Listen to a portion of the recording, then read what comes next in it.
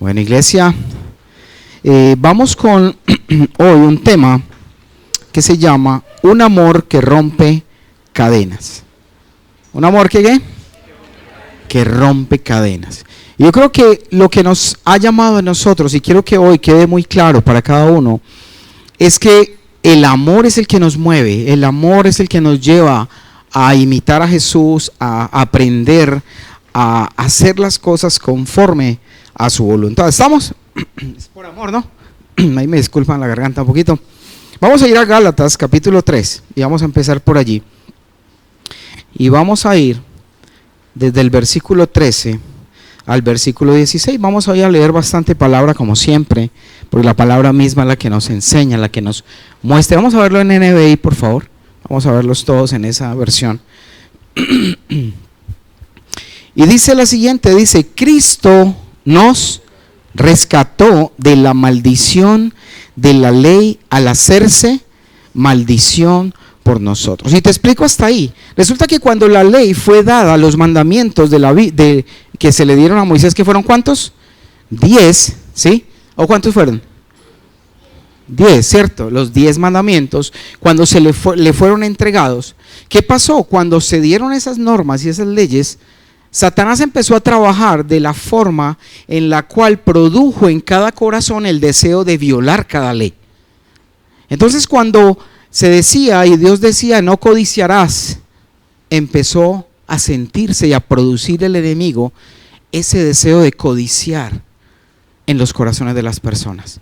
Entonces la ley, aunque era buena y aunque fue buena y es buena y perfecta, Satanás la utilizó para producir en el hombre y en el corazón del hombre lo contrario, querer saltarse la ley, querer violar la ley. Y por eso dice que Cristo nos rescató de la maldición de la ley al hacerse maldición por nosotros. ¿Por qué? Porque cuando se dio la ley, quien no cumpliera todos los mandamientos se moría, ¿no? Era directo a la condenación. ¿Quién puede cumplir la ley? Nadie puede cumplir la ley. El único que la cumplió fue Jesús. Por eso Él vino, nació, murió, pero vivió, cumplió toda la ley paso a paso, los 10 mandamientos, cumplió la ley. Y dice que Él nos liberó, nos rescató de la maldición de la ley al hacerse maldición por nosotros, Él siendo puro y sin pecado. Dice, pues está escrito, maldito todo el que es colgado de un madero. O sea, Él siendo puro, santo, no debiendo nada, se hizo maldición por ti y por mí. Se hizo maldición para rescatarnos. Y dice el 14, así sucedió para que por medio de Cristo Jesús la bendición prometida a Abraham llegara ¿a dónde? A las naciones. ¿Quiénes son las naciones? Hoy en día somos nosotros. Y dice, y para que por la fe recibiéramos el Espíritu según la promesa. A Abraham se le dio una promesa. Y esa promesa fue cumplida ¿en quién? En Cristo. Fue cumplida en Él. Y vamos a saltar ahí, vamos al versículo 15, dice, hermanos, voy a ponerles un ejemplo. Ahora en el caso de un pacto humano, nadie puede anularlo, ni añadirle nada una vez que ha sido ratificado o firmado. 16, ahora bien, las promesas se le hicieron a Abraham y a su, ojo con esa palabra, a Abraham y a su descendencia. Y mira cómo lo aclara la palabra y dice, la escritura no dice y a los descendientes, como refiriéndose a muchos, sino a y a tu descendencia, dando a entender uno solo, que es ¿quién? Cristo. O sea que la promesa cumplida que se le prometió a Abraham no era tener descendientes, sino que la descendencia era una sola y venía a ser ¿quién? Cristo, porque si vemos la genealogía, Abraham fue el padre de ¿quién? ¿De quién fue? De Isaac, de Jacob, y si seguimos la línea genealógica, llegó hasta donde está Jesús.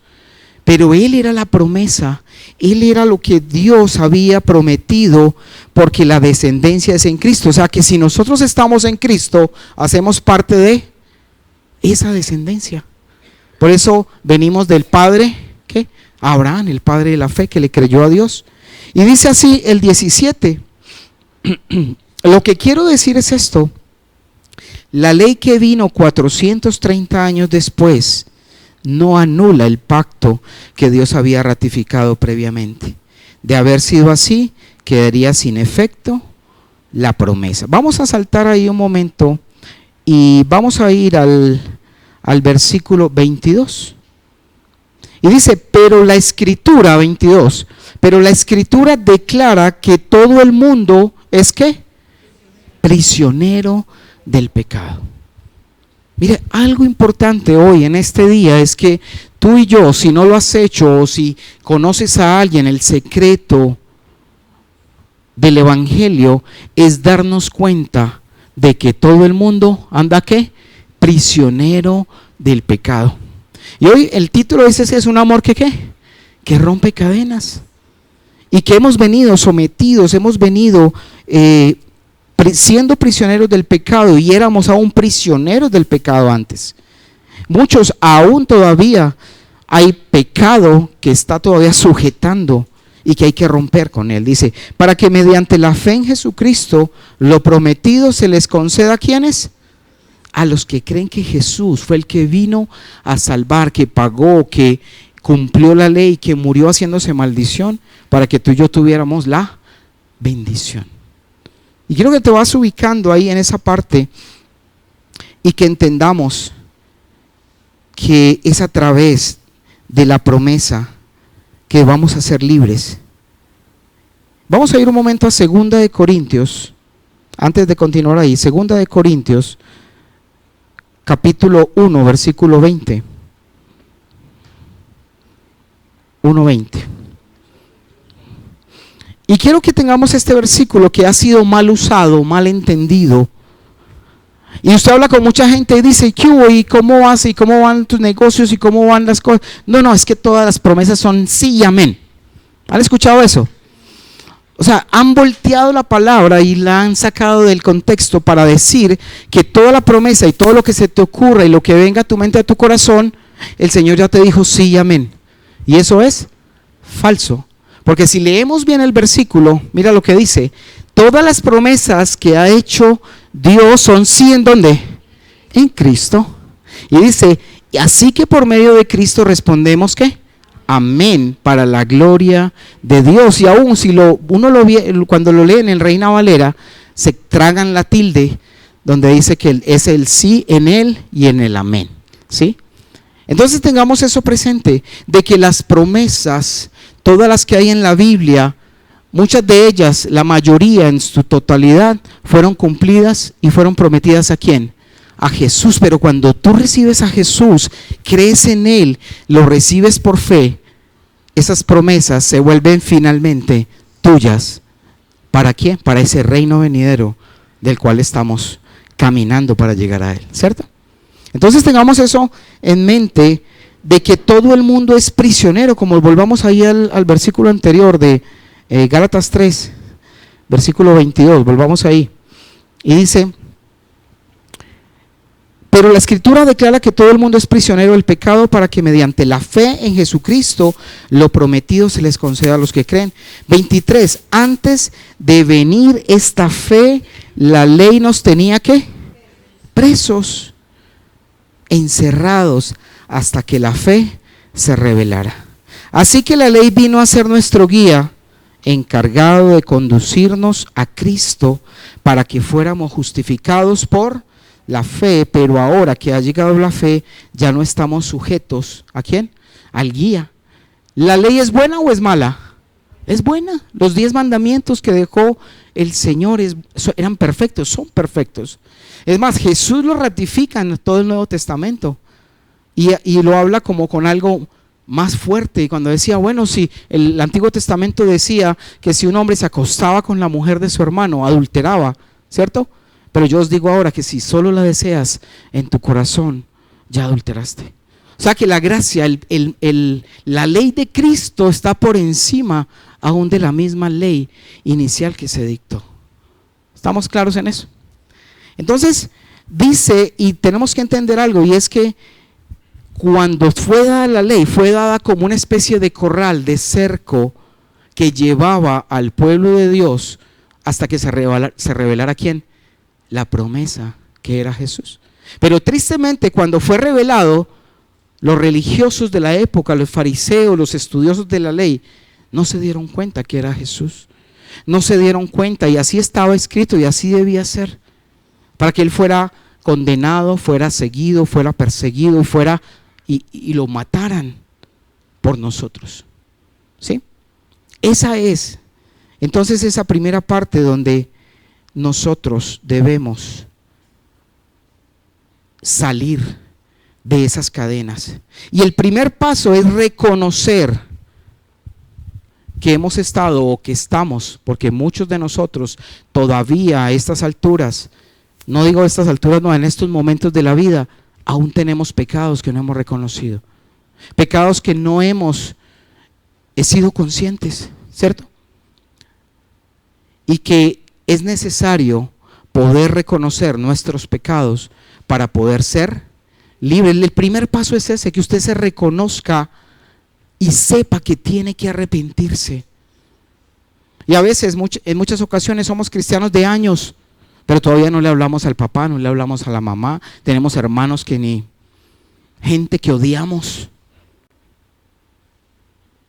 Y eso no puede ser. Y vamos a ver qué dice Mateo 4, versículo 17, Mateo 4, 17. Y Jesús mismo lo enseñaba, Jesús mismo nos lo hablaba y dice: desde entonces comenzó Jesús, ¿a qué? A predicar. Arrepiéntanse porque el reino de los cielos está cerca, o sea, acercado. Si tú no te arrepientes, el reino de los cielos no puede acercarse, o tú no te puedes acercar a él. Y ese es el principio de esa liberación, el principio, porque por la ley todos estábamos condenados a la perdición, porque ninguno de nosotros podemos cumplir la ley, ninguno de nosotros podemos, si fallamos en uno solo, estamos fallando en todos y nos hace culpables de condenación. Por eso Jesús tuvo que venir, morir en tu lugar y en el mío, para darnos esa salvación. El mensaje, ese mensaje que Jesús llevó siempre con humildad y con amor hacia las otras personas. Usted ve en la Biblia que Jesús le tiraba muy duro ¿a quiénes? A los fariseos y a los saduceos, que eran unas sectas religiosas que se habían formado. Ahorita les explico un poco. Pero Jesús a todas las personas, por ejemplo, la mujer samaritana, ¿le habló mal a la mujer samaritana? ¿La juzgó por lo que hacía? A la mujer adúltera, les llevó con humildad la palabra y les mostró su perdón y su amor para que ellos pudieran ser libres. Y es lo que muchas veces no entendemos y queremos juzgar, queremos señalar y queremos sentirnos mejores que otros, cuando debemos dar el amor y entender que ellos también fallan igual que nosotros. ¿Sí? Y ese es el principio para llevarlo. Vamos a ir un momento a 2 de Timoteo 2:25. Yo creo que ya muchos se lo deben saber de memoria, porque lo leemos constantemente. Y dice: así humildemente debe corregir a los adversarios. ¿Quién es un adversario? Aquellos que se oponen a la verdad porque no la conocen. Aquellos que están en tu trabajo, en tu casa, en cualquier lugar, pero que no conocen de la palabra de Dios, del amor de Dios. ¿Cómo debemos llegar a ellos? Humildemente, con amor, a decirles que Dios los ama, pero que es necesario reconocer nuestros pecados. Y dice: debe corregir a los adversarios con la esperanza de que Dios les conceda ¿el qué? El arrepentimiento para conocer la verdad. Sin arrepentimiento que nos entrega el Señor es imposible conocer la verdad, de modo que se despierten y escapen de la trampa en que el diablo los tiene cautivos, sumisos a su voluntad. ¿Quiénes de aquí pueden decir que estuvieron cautivos, presos por el enemigo?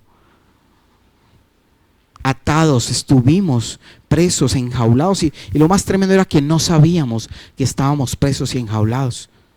¿Sí?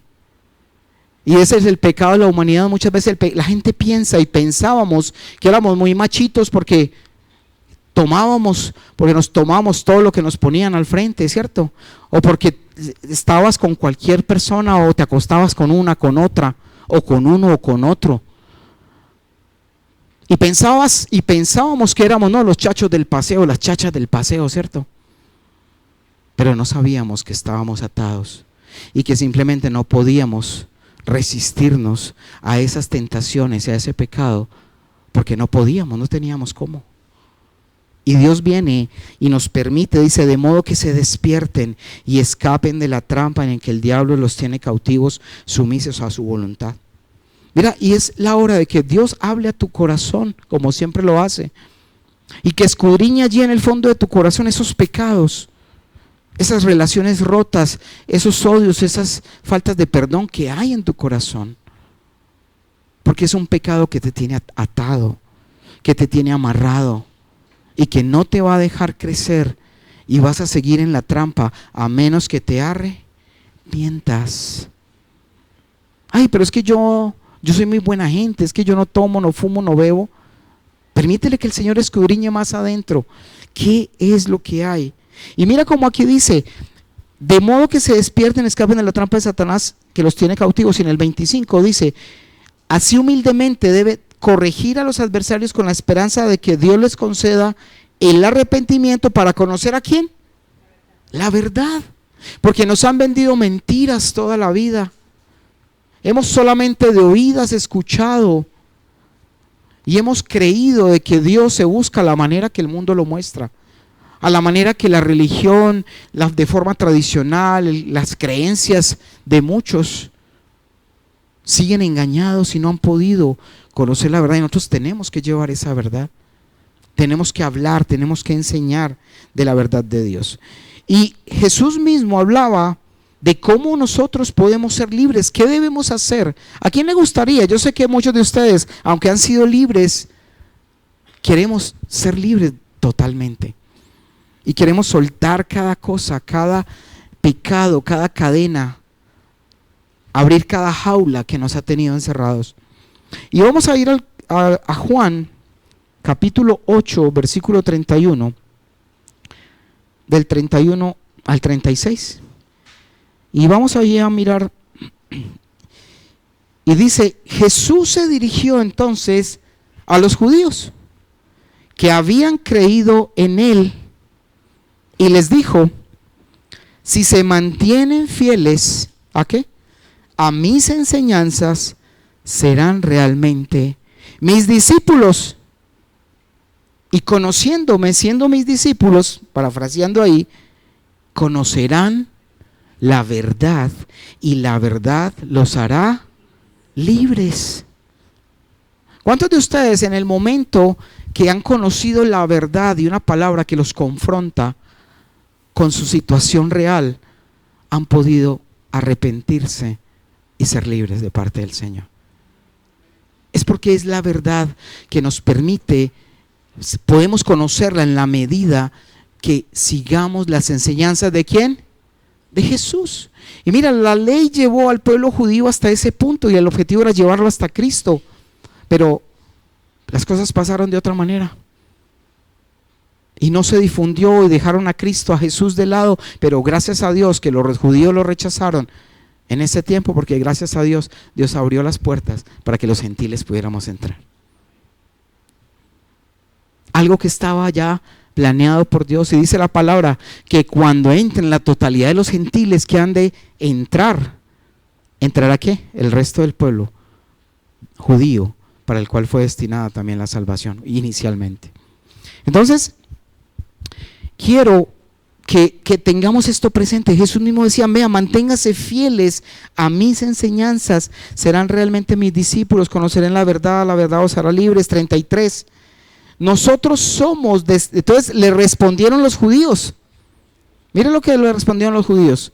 Porque los judíos pensaban que la bendición y la promesa era para los descendientes.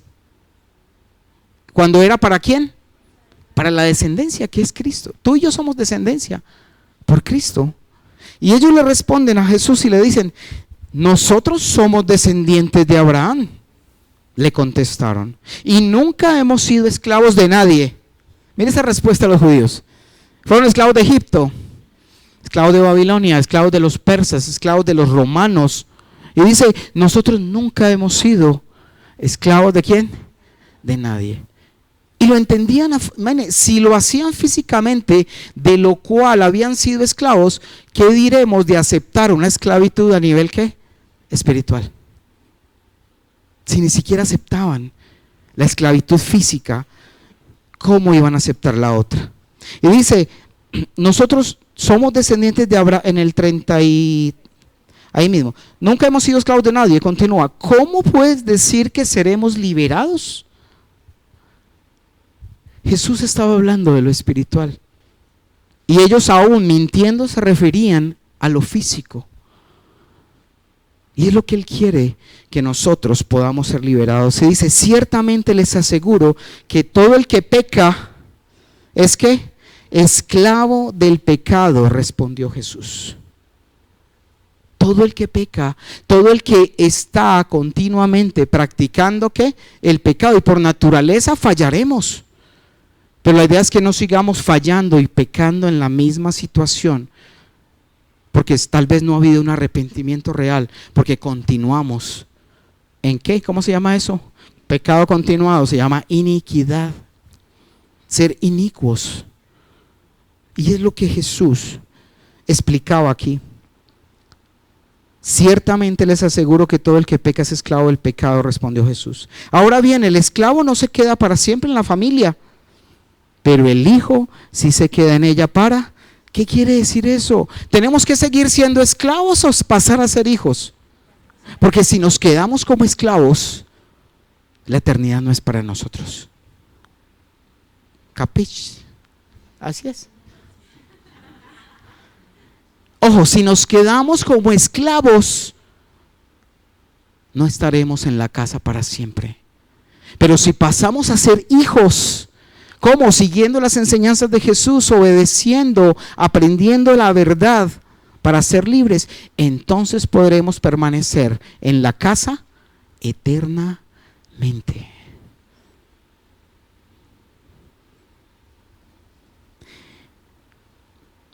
¿Cuál era? ¿Cuál íbamos?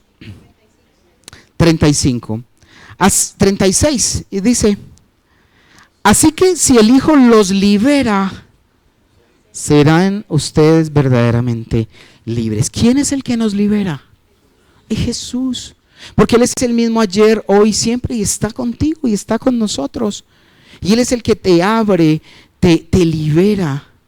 Cuando te habla la verdad y te dice y te enseña y puedes reconocer que hay un pecado, que hay una falla en tu vida y que puedes arrepentirte para que Él pueda abrirte y salir de esa prisión. Él mismo nos daba la clave, Él mismo nos enseñó cómo hacerlos. Y nosotros tenemos primeramente que reconocer que hemos sido esclavos, sometidos por el pecado. Vamos a ir a Lucas 5, versículo 33. Lucas 5, versículo 33. Ok, ahí en la misma versión. Dice, algunos dijeron a Jesús, los discípulos de Juan ayunan.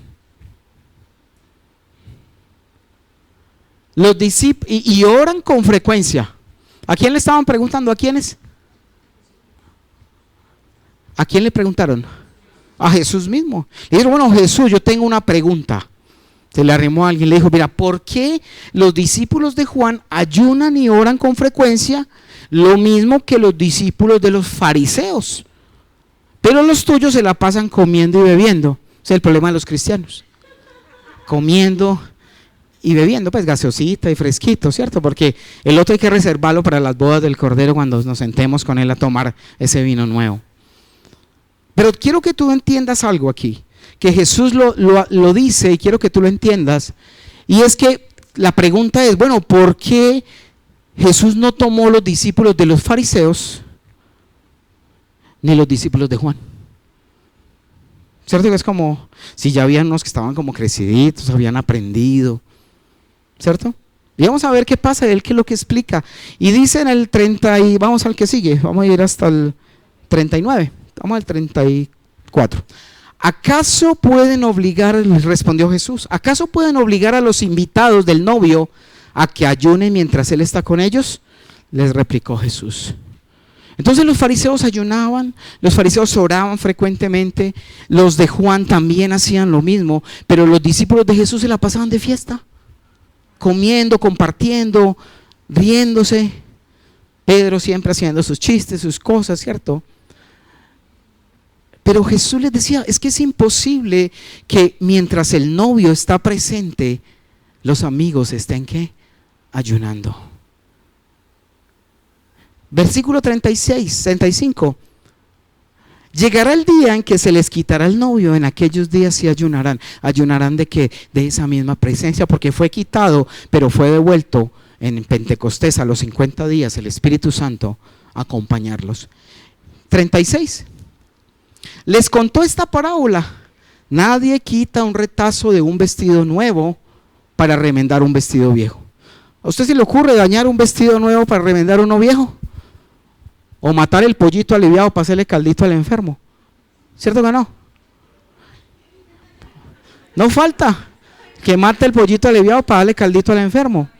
Igual nadie va a tomar un vestido nuevo, cortarle un pedazo para remendar un vestido viejo. De hacerlo así, habrá rasgado el vestido nuevo, y el retazo nuevo no hará juego con el vestido viejo. No se nota el parche, ¿cierto? Siguiente. Ni echa nadie vino nuevo en odres viejos. ¿Qué es un odre? Es un cuero. Tomaban el animalito, el cordero, le sacaban todo lo de adentro, le quitaban la piel, la cocían nuevamente y ahí depositaban vino. Pero resulta que, si ustedes saben que el vino sufre, o para que se convierta en vino tiene que haber una reacción química, ¿cierto? Que los azúcares a través de la levadura se convierten en alcohol y en dióxido de carbono, y eso es un gas. Entonces cuando se echaba el vino nuevo en un odre viejo, y el viejo ya era un cuero arrugado, un cuero así tenso, ¿cómo se llama? Acartonado, al expandirse el vino nuevo, ¿qué pasaba? Rompía el vino, entonces se perdía el vino y se perdía también el ¿qué? El odre. Dice, nadie echa vino nuevo en odres viejos. De hacerlo así, el vino nuevo hará reventar los odres, se derramará el vino y los odres se arruinarán. 38. Más bien, el vino nuevo debe echarse en odres nuevos. Por eso, todavía no me lo pases, por eso es que Jesús no cogió discípulos ni de los fariseos, ni los de Juan, porque eran odres viejos con enseñanzas y pensamientos doctrinales y creencias basadas ¿en qué? En la ley, y era imposible y difícil recibir la gracia comunicada de Jesús a través de sus mandamientos de amor. Por eso Él necesita odres nuevos. Y mira, y no quiere decir que si usted estuvo muchos años en iglesia no puede conocer el vino nuevo, pero sabes que muchas veces es un impedimento cuando no desaprendemos aquellas cosas que no estaban correctas cuando las aprendimos de la vieja manera. Y si no, miremos el versículo siguiente. Dice, y nadie que haya bebido vino ¿qué? Añejo, la tradición antigua, es que en mi iglesia se hacía así, es que yo lo aprendí así, es que a mí me lo enseñaron así. Nadie que haya bebido vino añejo quiere el nuevo, porque dice, el añejo es mejor. Y por eso despreciaban, y a veces hemos despreciado el vino nuevo, que es la revelación de Cristo que ha dado realmente a través de su evangelio. Y por eso los fariseos no lo entendían, y por eso los discípulos de Juan no lo entendían, porque era un mandamiento nuevo. Y es lo que esta iglesia, Dios nos ha entregado, un vino nuevo para odres nuevos. Y si usted es un odre viejo, ahí perdonan los más mayorcitos, para eso está el agua de la palabra y el aceite del Espíritu, porque cuando había un odre nuevo, viejo, había que restaurarlo, porque ellos lo cargaban a la espalda y se secaba con el sol. Tocaba sumergirlo en la palabra, en agua, Y después de que se hidrataba, lo metían en aceite para que se hidratara y pudiera resistir un vino nuevo. Es la forma en la cual Dios hace y opera en el corazón y en la mente de cada uno de nosotros. Tenemos que ser odres nuevos.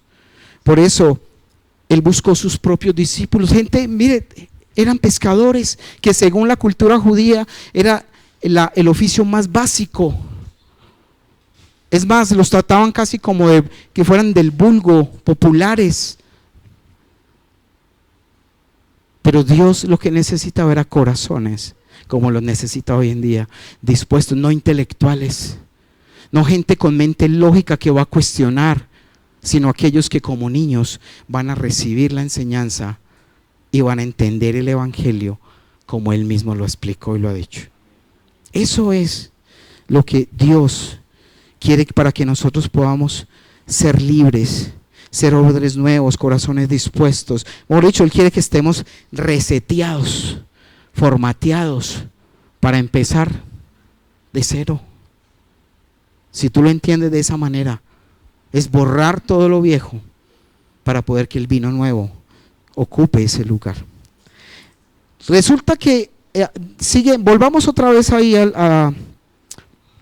estábamos ya llegamos ahí, ya llegamos hasta el 39, sí. Resulta que los fariseos, hemos escuchado mucho hablar de los fariseos, ¿cierto? ¿Quiénes eran los fariseos? Los fariseos fue una secta que se creó más o menos en el año 150 antes de Cristo, y la base de ellos era que alegaban que ellos debían, dice, era una secta judía creada en el año 150 antes de Cristo y promovía la idea de la pureza sacerdotal para todos los judíos. O sea, ellos cogieron lo que hacía el sacerdote Aarón dentro del tabernáculo, el lavado de manos, la capa, las borlas, todo lo que era la indumentaria sacerdotal, para hacerla como la indumentaria de todo el pueblo judío. Y los de esa secta se vestían de cierta manera, se ponían unas cajitas aquí tomando literal la palabra, que ponlas en tu mente, ántalas al lado de tu corazón. Ellos son con unas cajas aquí con la escritura, unos mantos con unas bolas largas, las filacterias, bueno, todo lo que habla cuando ustedes lean, por ejemplo, en Mateo 23. Pero lo que hacían es que adoptaron, queriendo mostrar que la santidad y el seguir a Dios dependía de lo externo, de ponerse los atuendos, de lavarse las manos. El ritual del lavado de manos, que ahorita lo vamos a ver, cuando Jesús le decía: ¿y usted por qué no se lava las manos? ¿Por qué no hace el ritual? Fue porque ellos lo que hacían era tomar la idea de esa pureza sacerdotal para los judíos y enseñaban que además de los mandamientos escritos en las tablas, la ley oral también había sido escrita por Moisés. Entonces las 613 ordenanzas que había, ellos las pusieron como obligatorias en esa secta. Ya entendemos entonces más o menos qué eran los fariseos. Era una secta extremista que no solo tomaba los 10 mandamientos, sino que se ponía como si todos fueran sacerdotes de la época de Aarón. Y ellos fueron los que odiaban a Jesús. ¿Por qué odiaban a Jesús? Porque ellos, cuando se vestían con sus vestidos, y usted lo puede leer en Mateo, creo que es 23, pero no hoy, guárdelo, escríbalo y luego, porque no se me distraiga, se me emociona ahí. Y él les decía, lo odiaban porque él les dijo que ellos eran pecadores. Les dijo: ustedes son unos pecadores y Dios los va a castigar si ustedes no se arrepienten. ¿Cómo así que pecadores? ¿No nos ve como somos de santos? ¿Como somos de especiales? Porque era una secta que se creía justa a sí mismo. Y sabes, hoy día tal vez no necesites vestirte como un fariseo, pero tu actitud en tu corazón es la misma del fariseo. Porque te sientes tan bueno, te sientes tan justo, te sientes tan digno, que no hay cabida para pensar que eres un pecador. Y sabes, la salvación es para los pecadores. Y si tú no te consideras un pecador, la salvación no es para ti. Solo los pecadores somos dignos por ser pecadores, no hacedores de pecado, pero la condición de pecador para poder que Dios extienda la salvación. ellos no creían, ellos solo creían en su propia justicia y por eso rechazaron a Jesús. Vamos a ir a Marcos 2, Marcos capítulo 2, versículo 13. Y vamos a ver otras de las historias que nos ilustran un poco de esto más. Versículo 13. Y dice, de nuevo salió Jesús a la orilla del lago. Él siempre salía todos los días, llevaba, sanaba, todo el mundo lo perseguía, entonces se montaba en la barca, se iba al otro lado del lago y mientras él iba en el barco, la gente iba al trote hasta que llegaban al otro lado. Y cuando llegaba ya lo estaban esperando. Era impresionante, no sé cómo hacía Jesús pero bueno, él era el Hijo de Dios, es el Hijo de Dios y podía soportar ese extremo de trabajo en ese cuerpo perfecto. Dice, de nuevo salió Jesús a la orilla del lago, toda la gente acudía a él y él les enseñaba. 14. Al pasar vio a Leví. ¿Quién era Leví? Mateo. Leví. Entonces cuando, Leví, no, era Mateo, sí, hijo de Alfeo, además que era bonito, pero Alfeo, sentado a la mesa donde cobraba impuestos. Leví era un judío, pero ¿sabes qué? ¿Por qué odiaban a los cobradores de impuestos? Porque normalmente eran del pueblo judío, pero cobraban impuestos para los romanos. Y como cobraban impuestos para los romanos, el sueldo mismo se lo sacaban del excedente de impuestos que le cobraban al mismo pueblo judío. Entonces eran unos ladrones. Cobraban el impuesto, pero cobraban de más para ellos y robaban. Entonces por eso los odiaban, siendo de su propio pueblo y robando a su propio pueblo. Dice, al pasar vio a Leví, hijo de Alfeo, sentado a la mesa donde cobraba los impuestos, y le dijo, sígueme. Y Leví se levantó y lo siguió. Sucedió que estando Jesús a la mesa en casa de Leví, muchos recaudadores de impuestos, mejor dicho, toda la DIAN se fue para allá.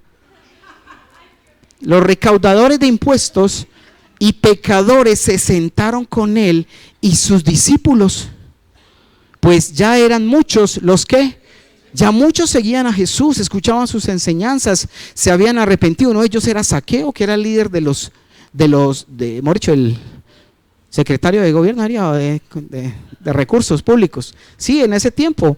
Y serán muchos los que lo seguían. El 16. Cuando los maestros de la ley, ojo, hay fariseos, hay saduceos, hay maestros de la ley que eran los intérpretes, dice que eran fariseos.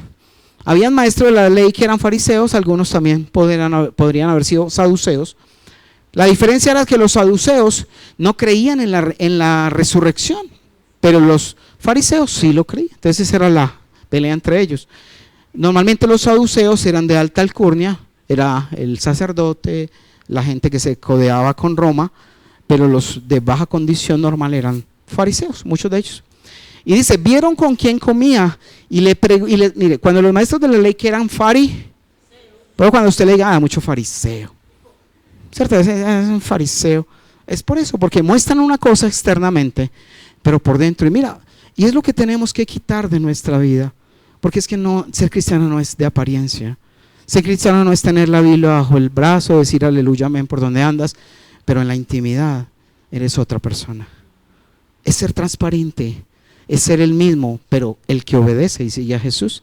Y dice, vieron con quién comía y les preguntaron a sus discípulos, y este come con recaudadores de impuestos y con pecadores. Miren los fariseos cómo siempre están señalando. Y obviamente Jesús estaba reunido con ellos porque les estaba dando un mensaje de salvación, un mensaje de arrepentimiento. Y dice, al oírlos Jesús, ni siquiera tuvo que oírlos, él sabía lo que pensaban y lo que había en sus corazones. Dice, al oírlos Jesús les contestó, no son los sanos los que necesitan médico, sino los enfermos. Y yo no he venido a llamar a justos o a aquellos que se creen justos. Yo he venido a llamar ¿a quién? ¿Cuántos pecadores hay en este lugar? Somos pecadores por naturaleza. Por eso, cada día tú y yo tenemos que estar preguntándole al Espíritu Santo y confrontándonos con la palabra, ¿qué hicimos hoy, Señor? Señor, examíname y mira si hay en mí camino de perversidad.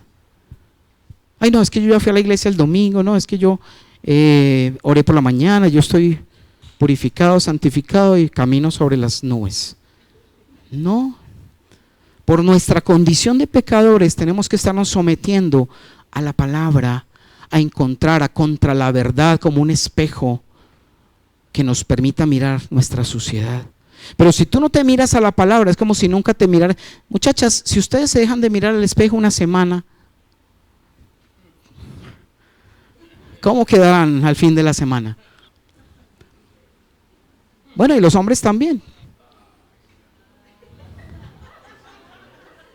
Pero imagínate si tú no te miras, y te invitaría a que hicieras ese ejercicio en tu casa, hasta que tú no te confrontes con la Biblia y la palabra de Dios, no te mires al espejo. Y recuerda de que mirarte al espejo es mirarte en la palabra, es mirar qué hay, qué defectos, qué impurezas, qué suciedad tengo en mi rostro, o en mi cuerpo, o en mi cabello. Pero muchas veces no nos miramos y no nos acercamos a la palabra. Entonces, ¿cómo vamos a ver las impurezas que tenemos en nuestra alma? Por eso hay que hacerlo. Y dice, no son los sanos los que necesitan médicos, sino los enfermos, y yo no he venido a llamar a justos, sino a pecadores. Pero él sabía que esos recaudadores de impuestos que lo seguían estaban enfermos y necesitando de él, necesitando de su amor, de su presencia. Vamos a ir a Juan 8, 3:11. Y solamente el amor de Dios es el que puede darte la libertad, iglesia. Mira, iglesia, y no estamos aquí para que tú sigas simplemente unas reglas de la ley y que hagas como los fariseos que se sometían solo a mirar las pautas de la ley. No, es enamorarte de Jesús, conocer la verdad, para que hagas conforme a las enseñanzas que Él te da cada día. Porque no se trata de que vengas a la fuerza o que te prohibamos, aquí nadie se le prohíbe nada. Es por amor que tú entregas tu vida, es por amor que tú derramas y ofrendas tu vida a Dios. ¿Estamos? Juan 8, 3 al 11. Los maestros de la ley y los fariseos llevaron entonces a una mujer sorprendida en adulterio. Y poniéndola en medio del grupo estaba Jesús hablando y enseñando. Trajeron una mujer, me imagino que prácticamente desnuda, cubierta con algún trapito, y se la pusieron en medio de los que él enseñaba y le dijeron: maestro, a esta mujer se le ha sorprendido en el acto mismo del adulterio. Siguiente. En la ley de Moisés nos ordenó apedrear a tales mujeres. ¿Tú qué dices? Como eran fariseos, obviamente, la mujer había hecho ¿qué? Adulterio. Y en los mandamientos orales de la ley de Moisés, que no eran los escritos, decía que si una mujer era encontrada en adulterio debía ser apedreada hasta la muerte. No es que le tiraran piedritas, ya así se puede ir para la casa. No, quedaba enterrada bajo las piedras, la mataban a pedradas. Eso era lapidación. Así era como se pagaba con la propia vida el pecado. Y ellos querían poner una trampa a Jesús, y dijo, con esta pregunta le estaban tendiendo una trampa para tener de qué acusarlo, para ver si invalidaba la ley de quién, de Moisés, la que ellos guardaban. Pero Jesús se inclinó y con el dedo comenzó a escribir en el suelo. Y me imagino que escribía los pecados de esa mujer: adulterio, mentira. Porque si adulteraba, me imagino que tenía que decir mentiras, ¿o no? No decir, ¿dónde vas? No, es que voy a ir a adulterar. Pues no la dejan salir de la casa. Entonces tenía que mentir. Y Jesús, me imagino que escribió con el dedo adulterio, mentira, todo sobre la arena. Y tal vez sabe por qué sobre la arena. Porque el viento borraba sus pecados. Y el perdón de Él borraba sus pecados, como lo ha hecho contigo y conmigo. Y dice, para tenderle a acusarlo, pero Jesús se inclinó y con el dedo comenzó a escribir en el suelo. 7.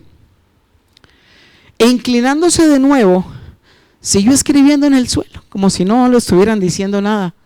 Yo, vea Jesús, vea que aquí está.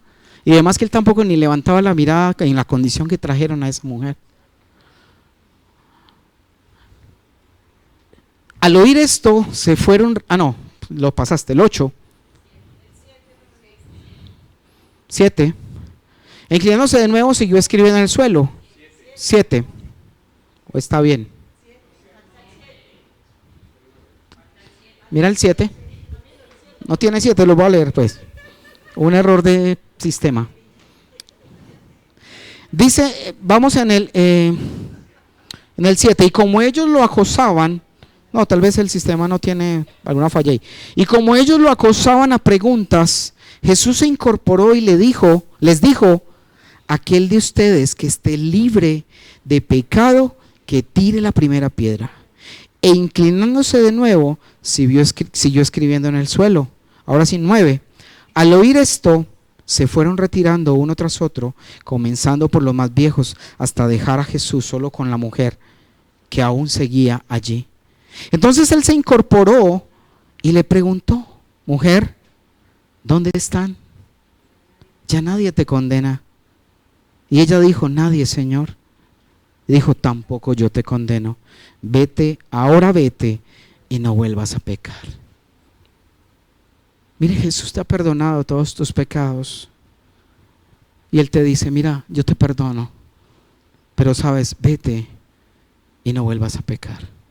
No vuelvas a hacer eso, que yo ya te lo he perdonado, morí en la cruz, derramé mi sangre, borré tus pecados. Pero apártate. Yo no sé si usted algún día, algo hipotético, fuera sorprendido robando, hubiera sido, ya no, antes. Y tal vez te hubieran ganado una condena en la cárcel. Y alguien en el momento de meterte a la cárcel por la condena te sacara y te pagara para que no cayeras en la cárcel. No tiene que ser uno muy tonto para volver a cometer otra vez el mismo delito. Pero los hay. ¿Sí? Pero sabes, solo cuando tú y yo reconocemos delante de Dios ese amor, de ese sacrificio, de lo que Él hizo por ti y por mí, que nos perdonó tantos pecados. Porque así aquí yo creo que el de los más malos, yo. Y le extraña a uno cuando a veces la gente dice, no, pero es que yo no voy a esas iglesias porque eso está lleno de ladrones, prostitutas, delincuentes. No viene al caso. Delincuentes, ladrones. Pero ¿qué pasa? Aparece lo que decía Jesús. Jesús vino aquí a sanar a los enfermos. Y por eso buscamos a Dios. Y por eso, si fuéramos buenos o nos creyéramos justos, nunca recurriríamos, como muchos no recurren a la salvación y tendrán que pasar la eternidad. ¿Dónde? En condenación eterna. ¿Cierto? Y mira cómo Jesús quita el pecado de esta mujer y le dice, mira, no vuelvas a pecar, vete. Lucas 18, 9, 14. Lucas 18. Y espero que sé que el Señor está hablando a tu corazón allí, a cada uno en particular. Y está mostrando. Y dice, a algunos que confiando en sí mismos, ¿quiénes serían esos? ¿Los qué? Los fariseos. A algunos que confiando en sí mismos, algunos que estaban seguros de ser justos por sí mismos y que despreciaban a los demás, a los fariseos. Porque los fariseos tenían esa esencia de creerse que justos, buenos, perfectos, dignos de Dios, dignos del cielo, cuando ninguno, dice la Biblia, no hay justo, ni aún uno, no hay. Despreciaban a los demás. Jesús les contó esta parábola, 9, 10. 2 hombres subieron al templo a orar y uno era fariseo y el otro, ¿cuál más pecador de los dos? ¿Cuál? Estaban igualitos. Pero miren la diferencia cuando Dios, cuando muestra el paralelo entre un hombre que se cree justo, que no necesita arrepentirse, frente a un hombre que reconoce su pecado. Y dice, el fariseo se puso a orar consigo mismo. Imagine, ¿se puso a orar con quién? Consigo mismo, ni siquiera a Dios, de lo bueno que se sentía. Y dijo, oh Dios, te doy gracias porque no soy como estos hombres ladrones, malhechores, adúlteros, fornicarios, ni mucho menos como ese recaudador de impuestos.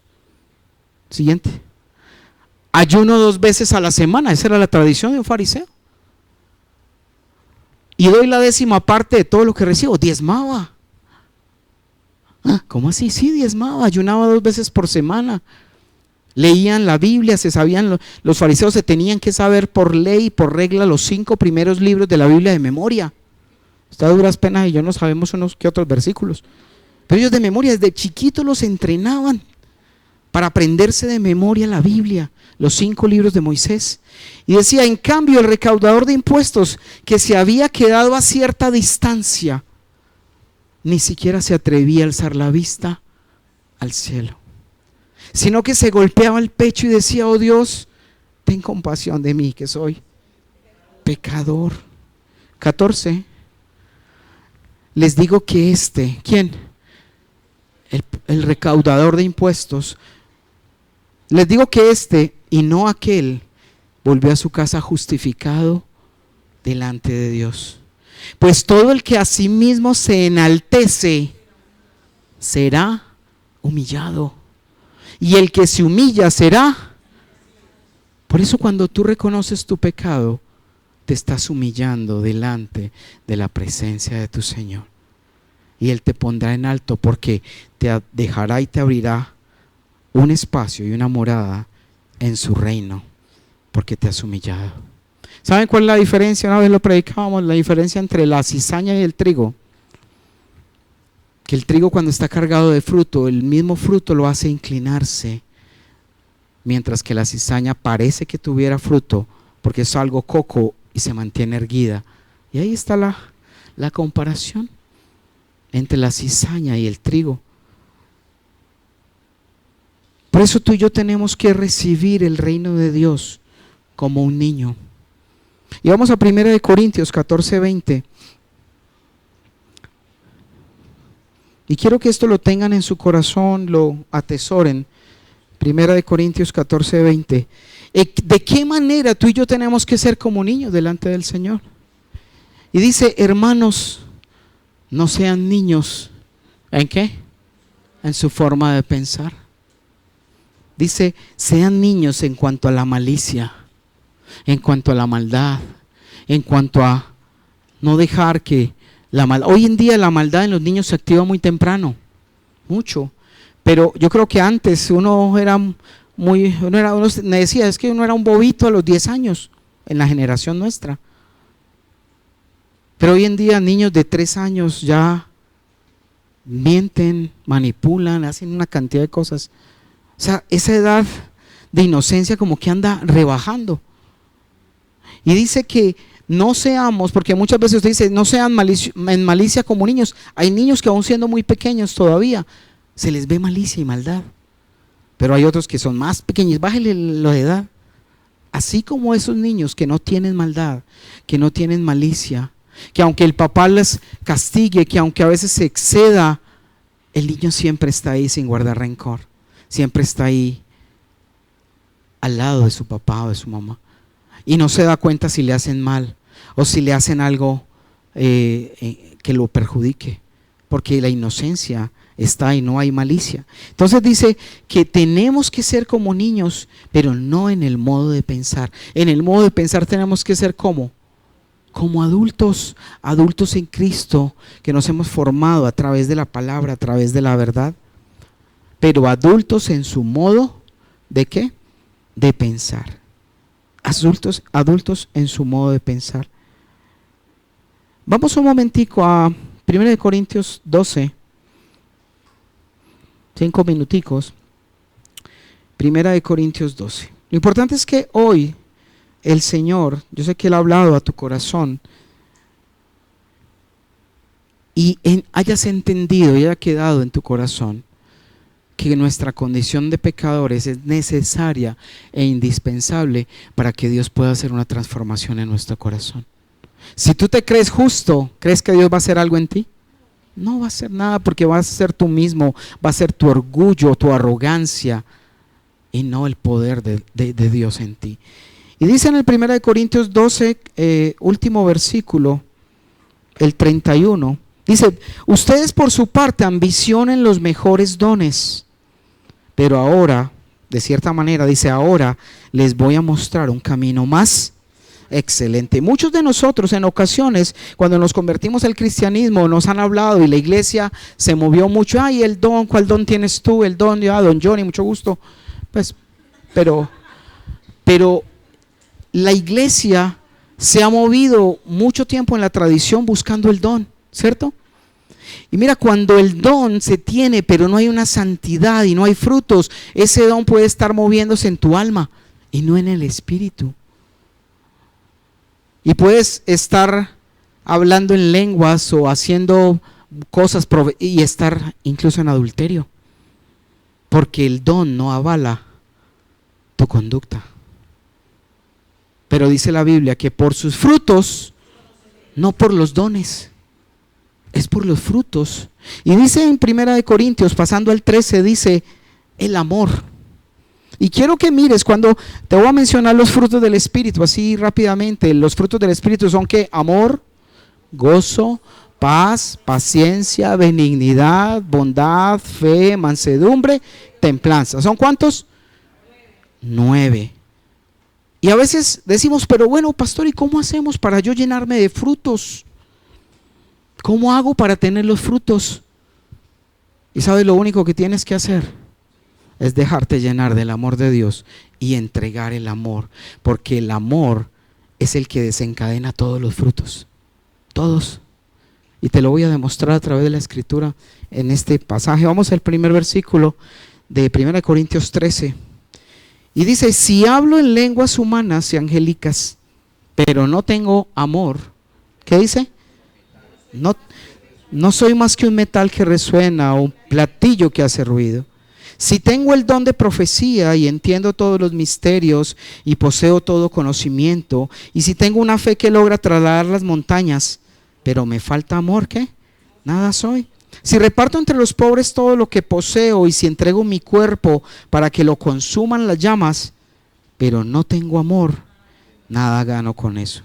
Y entonces empieza la palabra y dice, ¿el amor es qué? Paciente. El amor es paciente, o sea que ya da una característica de ¿qué? De los frutos del Espíritu Santo. Porque yo solo soy paciente con alguien a quien amo. Si tú no, fíjate cuando tú eres impaciente con alguien, es que me cae tan mal, otra vez hay que esperarlo. No eres paciente porque no lo amas, pero cuando empieces a amarlo, cuando empieces a entregarle, dice el amor es paciente. Hay otra versión que dice, pero estamos trabajando en la internacional, dice el amor es que paciente, es que bondad es otra característica de ¿quién? De los frutos del Espíritu. Bondad, dice, el amor no es envidioso, ni jactancioso, ni orgulloso, o sea que es humilde, que es otra de las cualidades de que es la mansedumbre o la humildad. El amor, dice 5, el amor no se comporta con ¿qué? A las malas, gritado, con sátira, no. El amor no se comporta con rudeza, no es egoísta, no se enoja fácilmente. Le cuesta mucho enojarse, así como todos los de esta iglesia. Les cuesta enojarse, para hacerlo enojar hay que pelear mucho. Fosforitos. Y dice, no se enoja fácilmente, no guarda rencor. El amor no se deleita en la maldad, sino que se regocija en la verdad, con la verdad. El gozo, ahí está, el regocijo, el gozo. 7, todo lo disculpa, todo lo perdona, todo lo cree. Ese es otro de los dones, la fe o la fidelidad. ¿Todo lo qué? Todo lo cree, todo lo espera, todo lo soporta. 8, el amor jamás se extingue. Mientras que el don de profecía cesará en algún momento, el de lenguas, cuando venga el Señor, ya no serán necesarios. Dice, el amor jamás se extingue, mientras que el don de profecía cesará, el de lenguas será silenciado y el de conocimiento desaparecerá. Porque conocemos y profetizamos de manera imperfecta, pero cuando llegue lo perfecto, lo imperfecto desaparecerá. Es decir, cuando venga nuestro Señor, ya no necesitaremos los dones que han sido descargados mientras estamos en la tierra, porque ya conoceremos todo de forma directa como Dios nos conoce a nosotros, lo dice más abajo. Entonces, muchachos, el arrepentimiento es el único que puede transformar tu vida, y empezando a seguir a Jesús, amándolo, amando a la humanidad, amando a Dios, es lo que tenemos que hacer para que nuestra vida sea transformada. Y cuando te llenes de frutos, Dios te utilizará para servir a otros, porque los dones son para servir. Y si tu don es servir, sirve. Si es de administrar, administra. Si es de liderar, se lidera. Y para eso estamos. Pero si no amamos, no vamos a servir, ¿cierto? No vamos a servir. Ponte en pie, iglesia, vamos a orar. Pianito. Padre Santo, te damos gracias, Señor, en este tiempo, papá. Padre, tú has sembrado la palabra en cada corazón, oh Dios. Es tu Santo Espíritu, mi Dios, quien abre corazones y derrama esa semilla. Esa semilla que da fruto al 100 por 1, al 70 por 1, al 30 por 1. Pero dile, Señor, yo quiero que esa semilla dé fruto al 100 por 1. Quiero ser consciente a partir de hoy de mi condición de pecador, de que dependo totalmente de ti y que cada día debo someterme a tu presencia para que tú me mires, me examines y busques y me digas y encuentres el camino de perversidad en mi corazón. Cada que te mires al espejo, recuerda que el espejo es la palabra, y que en la medida que te mires vas a quitar y a corregir toda imperfección que hay en tu rostro o en tu cuerpo, y lo harás en tu alma a través de la palabra. Padre, gracias, Señor, porque tú nos escogiste para hacer odres nuevos, Señor, para hacer odres renovados con agua y aceite del Espíritu, para que tu enseñanza penetre y ese vino nuevo nunca se derrame, sino que pueda ser disfrutado y no se pierda esa palabra y ese mensaje que tú has entregado a cada uno de nosotros. Padre, gracias por tu amor, gracias porque es un amor que rompe cadenas, Señor. Y si hoy has encontrado, Dios te ha puesto pecado inconfeso, pecado que hoy el Espíritu Santo te ha mostrado, es tiempo de que pidas perdón y le entregues al Señor. Te arrepientas de todo corazón de esos odios, de esos rencores, de esos pensamientos, de esas conductas que tal vez nunca le has entregado, y Dios conoce cada pecado tuyo. Tal vez eso con lo que luchas, esa debilidad con la que estás luchando, es porque no se las has entregado realmente a Él, porque no has renunciado y le has dicho: Señor, no puedo yo solo, no puedo yo sola. Aquí está mi vida como sacrificio vivo, santo y agradable a ti, Señor. Úsame, Dios, y que el amor a ti, mi agradecimiento por rescatarme de la prisión, sea pagado entregando mi vida a tu servicio, Señor. Gracias, Señor, porque nos das la vida, porque esperamos en ti, Señor, la resurrección y la vida eterna, oh Dios. Gracias, Señor, porque tú me perdonas.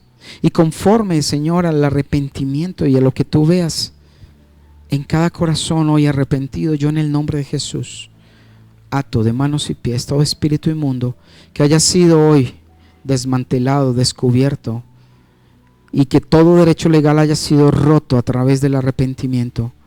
Yo les ordeno que salen al abismo en el nombre de Jesús para nunca más regresar. En el nombre de Jesús al abismo los envío. Padre, todo espíritu inmundo que haya sido echado fuera porque ya no tiene más tiempo de estar allí escondido, porque hoy ha sido descubierto, ha sido confesado el pecado, yo le ordeno que sale al abismo en el nombre de Jesús, con tu poder, en tu nombre, Dios. Padre, gracias, Señor, por tu amor, por tu bendición y porque nos enseñas a entender cada vez más esa condición de pecador dependiente solo de ti, oh Dios. Te damos gracias, mi Jesús, en el nombre poderoso de tu Hijo amado.